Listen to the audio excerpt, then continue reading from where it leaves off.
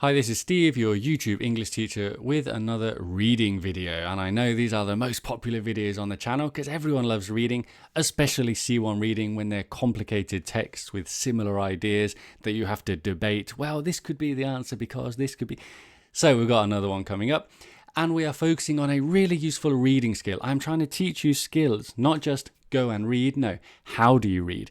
Like when you're at the gym and you say, okay, today I'm really focusing on how I put my hand into the water to catch more water when I swim.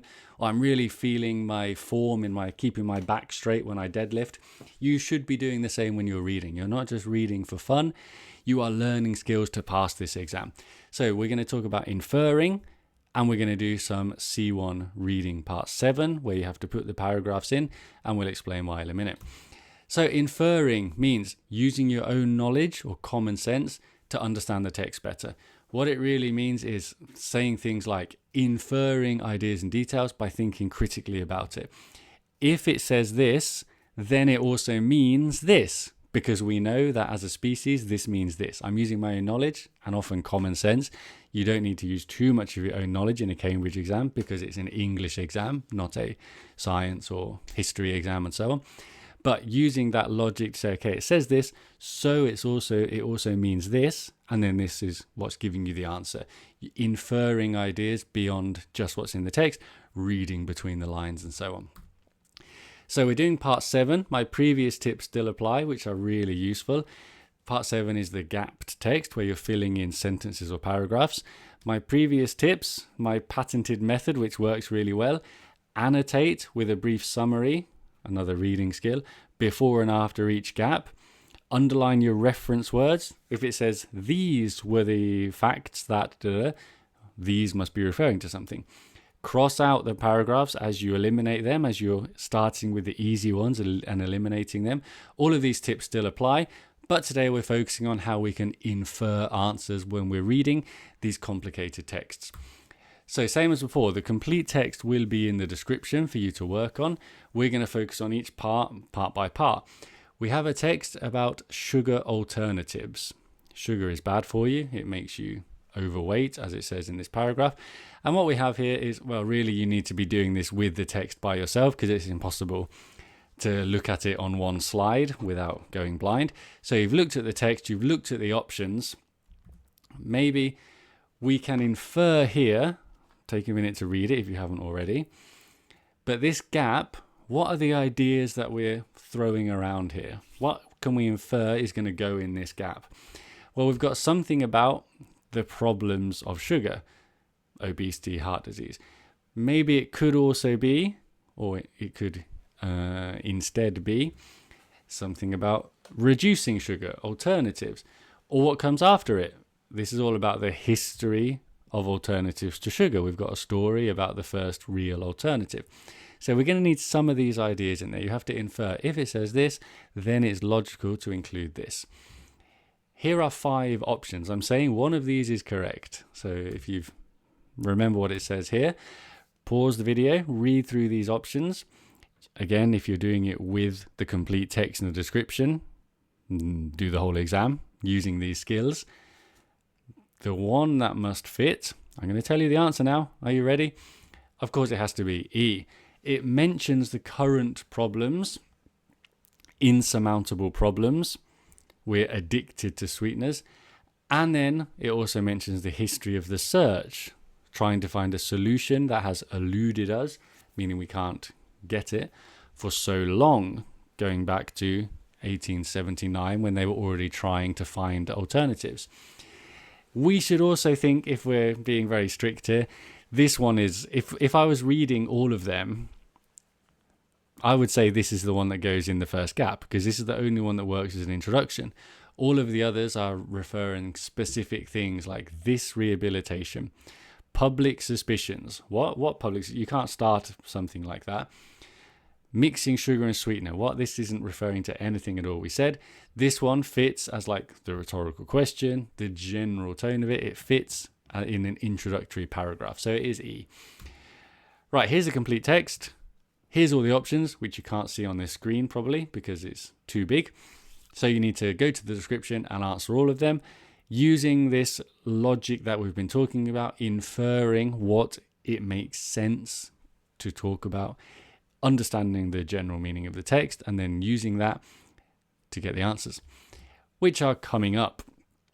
So for gap number 2, the answer is going to be G, isn't it? Because as well as these substances, we're referring to aspartame and acesulfame K. And then we have the much longer reference to recent discoveries. So this much longer, these are recent discoveries in the 60s, but they're much longer. 1500 years ago, we've had other discoveries. They fit together. The following paragraphs also fits because we have plenty of options for sweetness, these ones and the ones in G. Definitely G. Next gap, number 3. Number 3, the answer is B. Why is it B? Because we are talking about health scares, which fits with public suspicion. The public have health scares and their wariness. Then it could have been another option, because there was another one that was about like the same kind of thing. But then 3 mentions the government's classifying them wrong. And then after this, we have labeling problems. So labeling problems is about how the government classifies them. So it definitely fits, because if you classify something, you put a label on it. Number 4, the answer is F. Why is the answer F? Because we have a continuous list of drawbacks. They're bad at all these things. They do this wrong, they do this wrong, they do this wrong. And then F mentions, then there is the problem. So we've got a long list of problems, followed by then the next problem. And then finally, we sum up these problems. All in all, although they're a huge industry, these drawbacks, so we can see we need something that continues the list of problems, and F is continuing this list of problems. Number 5, the answer is A.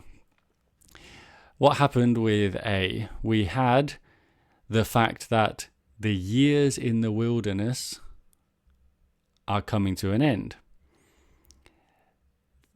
Things are looking up. There's a rehabilitation. Things are looking a bit better for sweeteners.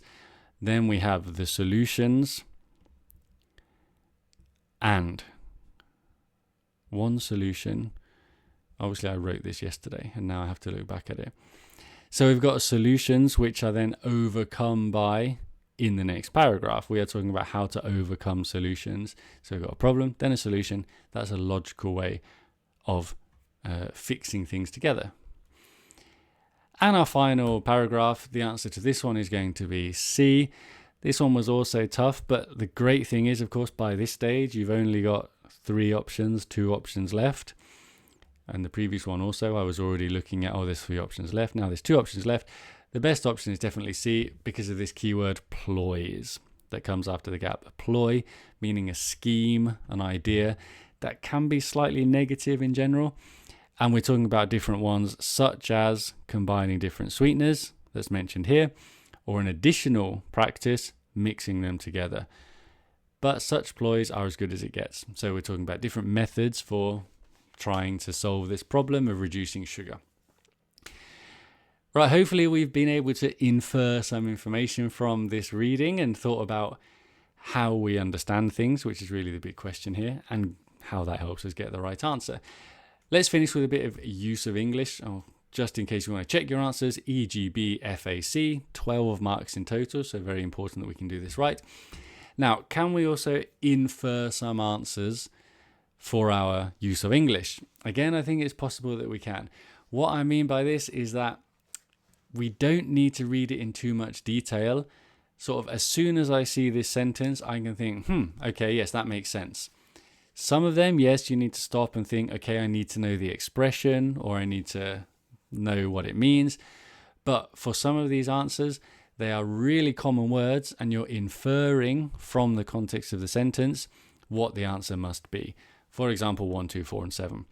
Pause the video, try and answer this, and then try and think about the difference between the ones I've highlighted and the ones I haven't. I think there is should be a pretty clear difference.